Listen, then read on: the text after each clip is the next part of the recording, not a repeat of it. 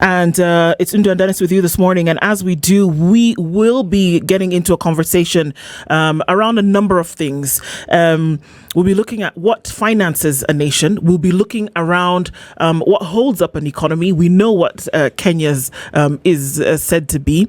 And even as we do that, the former governor for... sorry, just a minute. He's been in the studio. I want to start not who he was, but he's been in the studio before when he was in a different position. He is here today and he's going to be discussing with us certain issues around World Environment Day. We're going to be looking around agriculture, which is the sector that many have told us holds up the economy. And in terms of what it actually is and what its potential really is, Dr. James Nyoro is the former governor of Kiambu County. He's been here before in his capacity as governor, but now today is an agricultural economist, as he has always been, but sits in that position today to have that conversation with us around the finance bill, around the hits and misses in the agricultural sector, and of course around World Environment Day. Nyoro, good morning. Good morning to you. How are you? Very well, thank you. How are you doing? I'm happy you confused governor with food security expert, yes, agriculture expert, because I prefer the reference to expert rather than former governor, ex-governor, late governor. In your previous capacity. Exactly. A man who has very many hats now. And that's what I was trying to, I said, okay, well, the thing is, yes, in your capacity as governor, certain things came into light.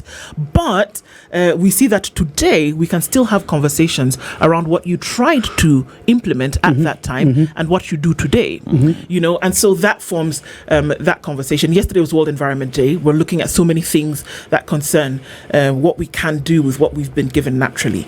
But we'll get into that conversation in just a bit. We normally have a proverb, as you know. We go around the African continent. We land on a different country every week. And the proverbs that come from Eswatini is what we've been dealing with this week. That small country in South Africa. The small country Southern Africa. Let's say Southern Africa. Southern Africa. Dennis is going to share the proverb with you, and we'd love to get your interpretation of it. So we are in Eswatini, formerly known as Swaziland. And one of the greatest thing about Swaziland that has been told to us the entire week is the ceremony where the king gets to select a new bride every year, right? You say that. I'm not so sure that happens. Okay, fine. It happens. Okay, let's proceed. That happens. But another glaring fact that that exists is the fact that in that country, the percentage of allocation to healthcare is 15%, which is way below what is expected. And you find that in terms of HIV rates in the country, 1 in every 4 people, one has HIV, and one would only hope that perhaps 1 in 4. Okay. 1 in 4. One would hope that perhaps maybe healthcare would be given the greatest resources to be able to deal with that issue. But then again, we only hope that things would get better. And our proverb today: a bee that is forced into the hive will not produce honey. A bee that is forced into the hive will not produce honey. You are an agricultural expert. Straight. First of all, the bee should be allowed to decide where it goes. If it doesn't have freedom, if it doesn't have democracy, if it doesn't feel comfortable, it will only be there as a detention camp. Yeah. And therefore, I think the meaning is that there has to be some internal discussion and inference in order for somebody to make a decision. And what you have talked about, for instance, is if you want to talk to the Eswatini government to increase the proportion of allocation of health in the budget, you just need to raise those facts with them, and then they make the decision of whether they want to increase or not. But if you force them and tell them that 5% is the best, they will not do it. So in essence, what you're saying, instead of forcing these decisions to people, allow people to discuss, negotiate, and once they have arrived at that decision, then they'll feel comfortable, and then they'll produce honey. Fantastic. I hear there's no wrong answer in this program. There's no wrong answer. There's no wrong answer. There's no wrong answer because it's your opinion. And really, your opinion can never be wrong. Yeah. Exactly. Isn't it? So let's walk into this, shall we? agriculture has been the number one item that we've been told over and over again that is, it's the biggest ticket item on the for the economy, driving the economy. And when we marry it with environmental issues, when we talk about climate change, when we talk about threats towards the environment, we then have to ask ourselves the questions that if we are operating in a space whereby agriculture can still be upheld as the blue-eyed boy of the economy, whereby environmental issues are not being taken into consideration. Now, we'll also be tying this in within the budgetary policies that are then being made around this particular sector. And if we're actually really going in the direction in which we ought to, if we say agriculture is the bedrock of the economy, are we doing the things that are necessary to keep it just so? And I guess that would be the first question that we get into to launch this conversation. Are we doing the things that we need to do in light of the things that are happening in our world to make sure that agriculture remains and continues to grow and flourish? What you're asking is whether we are walking the talk. And, if you look at the World Development Record, it will tell you that except two countries, Hong Kong and Singapore, the rest of the countries, whether you are talking about, Eastern Asia or Southeast Asia, or even Northern Asia, because there's Northern Asia, if you look at those countries, all of those countries, none, including Europe, none has developed without developing its agriculture. And what has happened is, what normally happens in the neoclassical economics is that agriculture grows, but the rest of the economy grows so fast that you would start with agriculture contributing 50% to the GDP, but services, manufacturing, finances grow so fast that agriculture will probably be contributing less than 10%. Not because it has come down into absolute terms, but because it has been outgrown. And it has provided the foundation for manufacturing, for instance, for tourism, for all the other services, that come in. So just start from there that there is no single country except the two that we have talked about. Singapore is really a seaport. Hong Kong is trade and all that. No single country that has developed without developing its agriculture. And I think we have recognized that, and that is why you open any paper on talking about agriculture, and the first statement will be agriculture is the backbone of our economy. Yes. Talk to any kid in school, and they'll tell you that. But essentially, the problem really that we've had in this country is that for a long time, over the last 62 years, the agriculture sector has been neglected.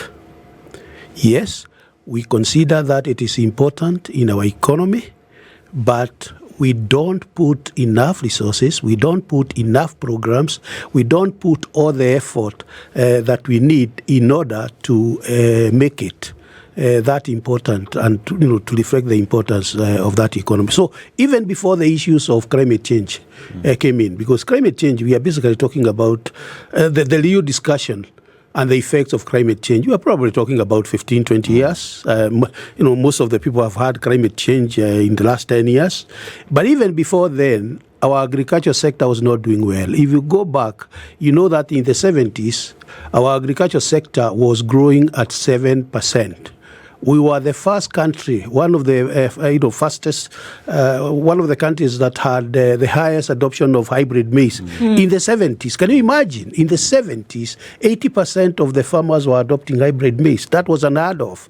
So in the 70s, it was growing okay. In the 80s is the Ross decade. If you follow the trend in the agriculture sector, it was a Ross decade. The 90s was the market reform. What are you reforming? There was no sector to be reformed. In essence, what was happening in the 90s was that the government was withdrawing from supporting agriculture sector, not necessarily liberalizing. There is a difference between you bringing in, allowing the private sector to come and take up some of the activities that you are doing, or totally withdrawing. And I'll give you an example, and every farmer who is listening to us will know. We had cattle dips. Yes. Okay, every village had a cattle dip. So, cows were taken tomorrow on Saturday to be, dipped against sticks. Okay? So what happened to cattle dips? The government withdrew from providing cathodic AI services and all of that. They did not allow the private sector to come in. Okay, so cows started dying. So the 90s was that kind of pool. So when we came to the the 20th century, the 2000s, we started suffering from all that neglect. We started now seeing the impact of climate change. What does climate change mean in agriculture? It means that first, you have higher frequency of droughts, okay? Higher frequency and higher intensity of droughts. If you look at the frequency of the droughts from the 60s, you see that the duration has come from 5 years between droughts to about 2 or 3 years, between droughts. Remember, 2022, we had one of the biggest drought in 40 years history. Yes. Okay? Yeah. Then you affecting the whole of Horn of Africa, from Djibouti all the way to Esituani or Swaziland. I know it is Swaziland. Some of us are older. So, so in essence, we had that high frequency of drought, the intensity of drought, but also having rains that are of higher intensity than we would imagine, causing floods, causing all of those kind of problems. Do you know? And Kenyans should reflect on this. Do you know that we have had rains in the last almost 1.5 years? No, without a single month of drought. That's true. Since November 2023, the whole of 2024 we've had rains. The whole of 2025, and now we are almost at the middle. We are in June. We've had rains. Okay, this was unheard of. This is the effect of climate change, El Nino La Nina. Okay, now this was unplanned for. So what am I saying in summary? What I'm saying is that we had a very susceptible sector that was neglected, that was not doing well, that money had not been put, and all of a sudden external factors have come in, and what they can do is make a bad situation worse. So we have a sector that we are not only now fighting the old problems that we inherited for all those years, but now we have to cope with the new challenges of climate change. I'll give you one last example of how this one reflects, because when you talk about climate change, people try to think about big things. The normal harvesting season in Kenya is from October to December. Under normal circumstances, in the normal years, those were months that were dry. So you stock your maize in November, you harvest in December, and you sell in January for school fees and whatever. What are we seeing? We are seeing rain starting in November all the way to January.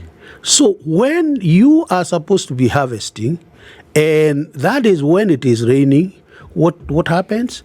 Your maize is infected by aflatoxin.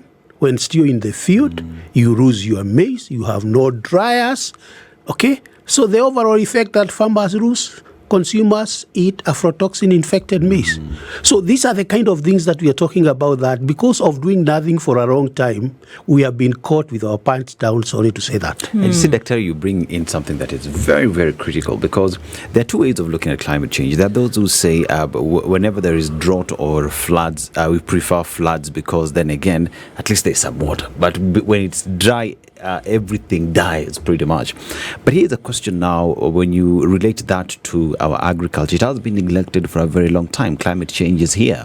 And the neglect includes the fact that we are a country that we say, if we don't have maize, we are hungry. The government never spent any time in terms of diversifying on that which we grow. We have never even put in place kilns that would get into drying our maize to ensure that we have maize that is good for the people. And here we are, the rains are there, the sun that we usually use to dry is no longer there, because like you've said, 1.5 years we've had constant rain. And here we are, climate change is here. We talk about it at great meetings, Africa Climate Summit, COP, which have turned to be politics. The agriculture sector in the country as well has been politicized, and we have lost the point in making sure that agriculture is a cornerstone of our economy, not only for the economy, but for the people of the country.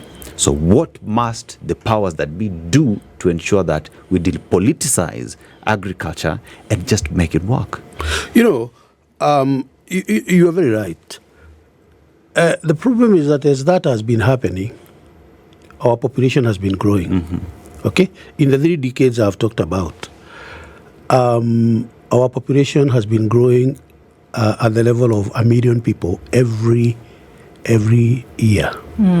That's why you hear that intake for primary school is 1 million people, 1 million kids, because our population growth rate is about 2.5%.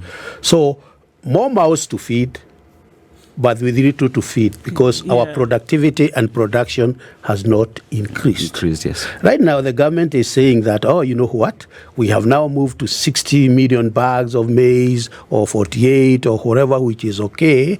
But that probably has been brought in by these rains. What happens when the rains are gone? We have not harvested water. And when this government came in, they came up with a program of putting up dams. 100 dams. 100 dams, so that you can now even out. You have more rains. Instead of the water flowing all the way to Kidaruma to wash out the people in Tana River, you put it into dams, and then you harvest that water and use it because the drought is coming, by the way. The payback period is coming, so that's how you use you should be using the water. So I am not against all these meetings. By the way, you know probably that I served for 4 years as a managing director of the Rockefeller Foundation here in Kenya, and we were involved and supporting all of those international meetings. I was involved for 2.5 years as advisor of Bill and Merida at their foundation in Seattle. So I'm familiar with all those meetings, and it starts from January when we have Davos, and it's very cold in Switzerland. And so I am not against those meetings. But before you go to those meetings, you have to start inwardly. You have to start from your country. Because there is a tendency to blame everybody. And I know the president of Slovenia was here. And she made a statement and said, 84% of emissions are coming from developed world. But only 6%, I think Africa is 4%, which is a good statement and is what we have been saying. It's them who have contributed to this climate, disaster and whatever. But what are they going to do? We cannot expect them to do anything for us. We have to start from there. Water harvesting, tree planting, plastic papers. We have to start from there. New technologies that are high yielding, climate smart, and whatever. So that is what we need to do. Charity begins at home. And once we have shown that we have done that in a very literal way, we can now, to those who have more will be given. We can now go to the international forum and claim for all these other things. But we cannot be spending our time to go and talk at international forums of the effects that eventually are affecting us. We have totally missed the point. And it is high time that we as a country sit down, face our problems, and, the effect of the withdrawal of USAID and, what is happening with Trump and America and some countries being banned from going there is very clear. It is telling us you are on your own. You can come and make noise in Davos and whatever, but you are on your own. And to me, it is us coming up with those strategies that we implement here in Makueni, in that village in Wote, and we scale it up, and then we can go and showcase in COP20, whatever. Is it to showcase? Because this is a problem, that you may come up with something and that you want to showcase. And I think this, what you talk about implementation, then bedevils a lot of the other things that happen. That if we are not doing something to actually see the result, because when the famine did strike, if we look at what happened in Kenya, over 23 counties were affected, whereby millions of people were at risk of starvation. That's not a joke. Starvation, essentially death, that people would have died because they could not eat. Right? And here we are saying that the year after that, because we also know that extreme weather conditions follow each other. You have extreme drought, it will be followed by extreme rain. we saw that there was flooding all over the country, for which we are still unable to even recover from till now. So it's not for lack of resources, it's for lack of implementation of policy and to see that those things are managed and carried out properly. That's what bedevils us. You're very right. And I'll give you an example. If you look at, and I don't want us to shift to discuss budget, but I just want to use that as an example. If you look at just probably 3 or 4 interventions on the current finance bill, you tend to ask yourself, under normal circumstances, you have a budget policy statement. So this budget policy statement should be like what we call in accounts budget notes. It should lay the foundation and justification of what you want then to do, so that when you say you are moving this from tax exempt to zero rating, there is a justification for it. What we have been lacking are policies that are consistent with the problems that we are facing. If you look at the budget, for instance, because that's where we are talking about, this agriculture we are talking about contributes about a third of our GDP, which again is not a very healthy situation, by the way. We should not celebrate by saying that 33% or 30% of our GDP is contributed by agriculture. But that as it may be, if you have a third of the sector contributing to your GDP, how is allocation to that sector in terms of resources? Yes. If you look at the current allocation, it's probably less than 2% of the overall budget. And everybody and every government document will talk about Maputo Declaration, of 10%. Yes. Okay, you can argue and say that we are a devolved system, and therefore 2% is the national government. And if you want, you can now bring in water, the Ministry of Water and Forestry and all of them. It will be 2.5% at best. And then you can say that the rest will come from the counties. You go to counties, the best one will probably be giving you 2% or 3%. So if you don't put money in agriculture, and by the way, and I'm not against health. We talked about the 15%. I'm not against health. I'm not against infrastructure. I'm not against all of that.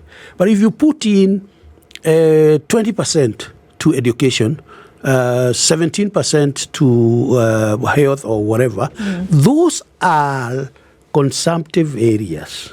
Those are social sectors. Agriculture is a productive sector. You put in money, you get money.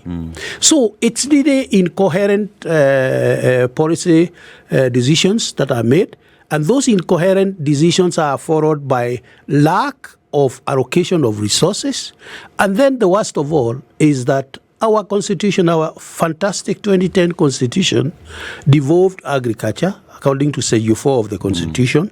So agriculture production and processing and all of that is in the hands of counties, which is a good thing. Some counties have done very well. Other counties actually brought allocation to agriculture down. It was the only sector that had vehicles, because extension people must move around and advise farmers. Those vehicles were pulled to go to resource, enhancing revenue. So they went to correct revenue in markets and whatever. So agriculture has actually, in essence, come down in most of the counties. And even worse still, there is no coordination, very poor coordination between the national government and the county governments. If you look at the US, you look at the US, you look at Germany, you look at India, these are all federated. They are countries that are federal and with provinces, or, if you are in Germany or states in the US, you see that the federal government comes up with national targets. They say we as a country must produce 100 million bags of maize. See if it is Kenya, okay? We have to produce 150 million tons of coffee. We have to produce whatever million tons of avocado. Those are our federal, those are our national targets. non-negotiable, because our population has to eat, and those are our targets. Then you look at your country and say, where do we have a comparative advantage in production of maize? And you pinpoint 3, 4, 5, 6 counties. You say, we can do this in Uasin Gishu, Trans Nzoia, West Pokot, Nandi. You pinpoint them and say, what are we going to do with the governors, with those counties, in order that we meet that target? Okay? You come to avocado or coffee and say, the counties are Kiambu, Nyeri, and whatever. Yes, as we talk to you, Kiambu, Nyeri, and we national government and you county government, our interest is coffee, tea, and avocado, because that is where our comparative advantage as a country is.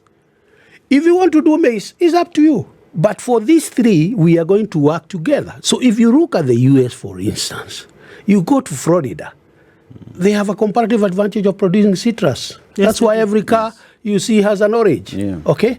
You go to California. California has a comparative advantage of dairy, grapes, and all of that. You go to Kansas, they have a comparative advantage of producing wheat. You go to Iowa, they have a comparative advantage of producing corn. That is what happens. If you go to Germany, it is the same. So here you have devolution that happened. Governors were left to do their own things. There is nobody who is coordinating what each of these counties are doing. You hear the governor for Uasin Gishu or Trans Nzoia saying, maize is no longer is disturbing us. We are not producing it. We are going to avocado. That will have implications at the national level. So if you look at all of that, it will tell you that incoherent policies, lack of allocation of resources, poor coordination of the sector. Now, what is next? You see, Daktari, the way you speak points to a planned system on how a country would feed itself. Because at the end of the day, the population must live. And one of the ways that people must eat, And a structured way of looking into agriculture then gives the citizens and the government, that is, an easier way of dealing with feeding its people. Now, here's a question where all this information, if well packed and consultations, public participation was held with farmers, there would come to an agreement on how to approach these things. Exactly. And the national government coming with a policy that then guides how even the counties would be able to approach agriculture, because like you've said, agriculture is devolved.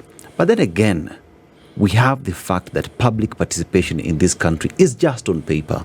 It is just a box that is to be ticked. At the end of the day, we had a few 10, 20 people who were in a room somewhere in a fancy hotel, had their breakfast, and that is considered public participation. Because then again, remember, the huge number of small-scale farmers in the country are the ones who are most affected. These decisions are made on their behalf by a very few people. How should public participation, especially in the agricultural sector, be handled? Public participation is to discuss an agenda. First of all, you have to create an environment that is conducive to bringing people together to speak. And I'll give you an example of this whole issue about the finance bill. The finance bill has become like a crime. Every time you get to April, the government is wondering how are we going to approach it. Are these guys going to hack our system? Are they going to? That should not be there. Kenyans should be able to understand the essence of a finance bill. That no government will run if you don't have appropriation, which is a requirement in the Constitution. And once you have appropriation, you have to have ways of raising revenue internally and externally. And one of the ways of raising revenue internally is through a finance bill. Now, we have a deficit of so much. Kenyans, we have to raise this money. And we want now to come with proposals to tell you how we want to raise this money because we all need it. So everybody comes in, before even the public participation, everybody comes in and agrees we have a problem that we have to deal with, and we have a problem that belongs to all of us, and we need to do it in a harmonious way. That is not there. Let's take a break at this point because then we can come back. I think it was necessary because we find ourselves saying almost repetitively, yes, that, we know the problem, but we know what needs to be done. We even have the resources to take care of the issue. But we are not doing it. We just don't do it. So one must wonder what's in the water and why we're all drinking it over again. Agricultural economist James Nyoro is here with us. He was the governor of Kiambu County. It's necessary for us to say that. Yeah. And he will be the next governor of Kiambu County. Okay. You also have to say that. All right. Well, okay. That's thrown a different angle into the twisted. Okay. That's fine. But it's okay. You can withdraw it. No. Okay, fine. We can talk about that as well. The sector's feeling the pressure, but we've not done the things that are necessary. I often liken it to the oil sector in Nigeria, where we've given this immense pressure to the oil sector, and we expect it to do everything. But then we've not put the safeguard rails or the guardrails in place to make sure that this thing can actually be protected and do what it should do. Mm-hmm. So now here we are looking at agriculture, and we're saying that certain things need to be done. Protectionist policies to a large extent don't exist, and that we deal in an emergency situation for a lot of the time, and that there are some people doing some wonderful things with agriculture in this country. We have air farms in Kenya. They're existing. We have people who've turned kitchen gardens into agricultural phenomena. We have people doing that in this country, and so we ask the question, where is the protection?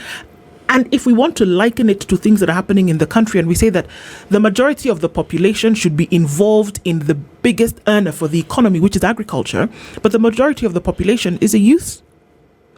And I remember Happy Face Kaunda, who's a Zambian agriculturalist, she said, we have failed to make agriculture sexy. We want to talk about farm the land and till the land and harvest it and sell the maize. The person who is making up the larger population is not interested in that. What are you going to do to make this agriculture look sexy to this person who you're saying is holding the majority of the population? We cannot deal with old age policies in a new age, and we are saying carry this thing which is going to build the economy. How do we make the cross? By the way, there's something that you raised that's very, very important, because this country is not devoid of innovations, of tech. If you look at the level of, and you talk to foreigners, and they are full of praise of this country. I've had discussions to people from Rwanda, people from even Rwanda. They say, you guys, you have a private sector driven agricultural sector, So we are not devoid of innovations. If you look at what young people are doing, it's all very successful innovations that are producing. In fact, they are producing in aquaculture. They are producing even without using soil. The innovations are there. But what you need, and this is where, even like when I was working for the Rockefeller Foundation, because the Rockefeller Foundation is not a very rich philanthropic organization like Ford or like Gates, but it has done so much for this world that the whole of Green Revolution in Asia was contributed by the Rockefeller Foundation. How they do it is they look at investing in innovations. They work with people who invest in innovations. Once those innovations come in, and everything that they touch succeeds, by the way, once they come in, there is somebody to upscale it. There is somebody to replicate it. So what is an IRAD in terms of production of fish, which has been innovated? What is an IRAD in terms of, like now, black soldier fry, which has come in as a form of producing animal feed?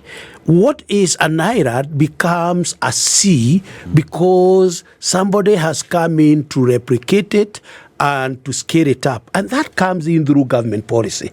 I see you are doing well, but you are limited. Your neighbor is not doing it. Okay? The only person who can make your neighbor do it in the private sector way is involving government. So, yes, we have IRADs of success, very many IRADs of success. But how do we make those IRADs the C? And that comes in back to the policy. But I don't think we can now remain here, complaining and whatever. We have to look at what is next. From where we are, what is going to be the next, step. And when with the climate change, there are a few good things that are happening.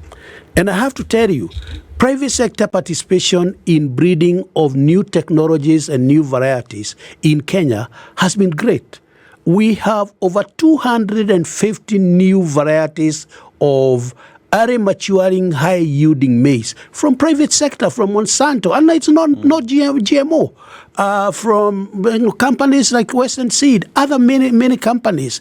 That technology has come in. Now, because of the changes in the rainfall pattern that we are talking about, that it is raining when you are harvesting, what you need to do is to shorten the harvesting period so that by the time you get to October, you have already started to harvest instead of harvesting in December. And private companies have come in and they have invested in all of those technologies. But the problem is, the private companies cannot be able to move the technology to the farmer. Once they have moved the technology to the farmer, the next question is going to be, how do farmers use that technology? Yes. I give this analogy. You can go to Kalahari or Sahara Desert, or whichever desert you want to go to, and you have a Coca-Cola bottle. You are very thirsty. You don't know how to open it. You will die of thirst. Despite the fact that you have your Coca-Cola bottle. These technologies that we are talking about are there. They are available.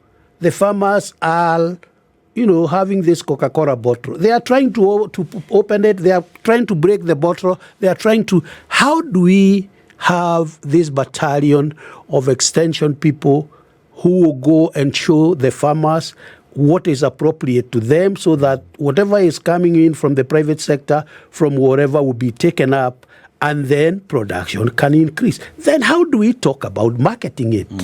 Okay? Agriculture is the only sector where you start with production expecting that you get some consumer somewhere. Somebody will come and buy it. It's the only sector. Can we get to a point where by the time I'm starting to produce my soybeans, I already know that this company is going to pick up this? That's where we are going. And these are things that are real. In terms of the challenges now that imposed by Trump and tariff and whatever, in terms of climate change, in terms of environment, that is where we need to go. And the question would be, when do we start going there? We start going there now. And I'll give you an example. Thank you. Let me answer it for you. We start going there now. And I'll give you an example. I was watching a documentary of an individual. He's a travel vlogger from Ghana. He went to Burkina Faso. And he was told about this plant that has been put up to process tomato into paste, because Burkina Faso produces a lot of it. So he had to drive around 8 hours out from the capital. So he gets there and he finds young people have had conversations with the government so that they got into agriculture. And with that, the government, through the people gave in a few shillings here and there. I don't know what their currency is, but they contributed francs, to the country setting up that plant. So each and every Burkinabe has a stake in that plant, and that plant has gone forth to put up 3 other plants in pineapple and whatnot. And the government says, we keep on exporting raw material, but now we want to export finished product. Materials. Everyone in that region is smiling because there's something in the pocket. The youth are getting jobs, because when you look at agriculture, people just think of we are eating, but you never think about the jobs created through transport, through trade, through extension officers. And these are things that were there in this country through cooperatives. But our priorities really changed, that we forgot about the most intricate part of our economy of the country, that is Kenya, that we got into politics. Perhaps we go back to where it was and improve on the foundations that were laid by our forefathers. I like the way you say you start from here. And for sure, we need to do that. And like we said, all is not lost. And I want to give, to take you back to the success of Githunguri Dairy. I have been involved in Githunguri dairy for many years, over 20 years. In fact, at one point, we took some officials of Githunguri dairy to Chile to go and see how cooperatives and farmer organizations are organized. But ask yourself, what has made Githunguri dairy successful? And so far, that cooperative has been successful all this time. It is because they decided to put together their resources as Githunguri people. They decided to separate the management from politics. They decided that a manager can come from wherever. The first manager was actually not from, was not a Kikuyu, okay? You come in and you are paid more than anybody else, more than Unilever or whatever can pay, okay? But Githunguri dairy has been successful. They have Fresher, they have all of that. There are a few others that are coming up, okay? Meru, they are coming up, the Bugoma are coming up, but not up to the level of Githunguri. Githunguri is the third biggest milk processor in the country after KCC, after Brookside, and then Githunguri. But ask yourself, Githunguri and Nemuru, or Gatundu, these guys are brothers and sisters. They are married from each other. Yeah. But why is it successful in Githunguri and it has failed in Nemuru? Or it's not as successful as it is in Nemuru? And those are the issues that I was talking about. But why? Why is it? Well, the thing is, you have to work out. It's empirical. It's evidence. You have to work out. These guys decided to run it totally commercially. They pulled out the management to remain in the boardroom. The board to remain in the boardroom and the management to make decisions. You know, management is about making decisions and being answerable for the decisions that you make. There are certain things that they have done. In fact, even the World Bank has been trying to understand what is right, what makes Githunguri right, and not Remuru and not Gatundu and not Meru and not whatever. So the essence is the government should be catalytic. Do not interfere with Githunguri, but be catalytic in picking up the successes of the Githunguri into other areas, okay? And we have had money. We have had World Bank money on dairy processing, but they don't go to the root cause of that problem because genuinely, that is not our concern. Our concern is probably political. We want to be seen to be doing things here and there. So, in essence, what we are saying is we have so much of these successes that as a country, all we need to do is to replicate it. And I want to tell you, our neighbors are not sitting back. I mean, you can talk about democracy in all the East African countries and whatever, but, our neighbors are positioning themselves, they call us consumers. If you go to Uganda, the things that they are doing in terms of increasing their production, both from the Western Barara side to the Guru side, the Western side going towards Sudan, they are positioning themselves. And they are put in the rail. They are put both SGR and whatever to Tororo and to Maraba because they want to feed us.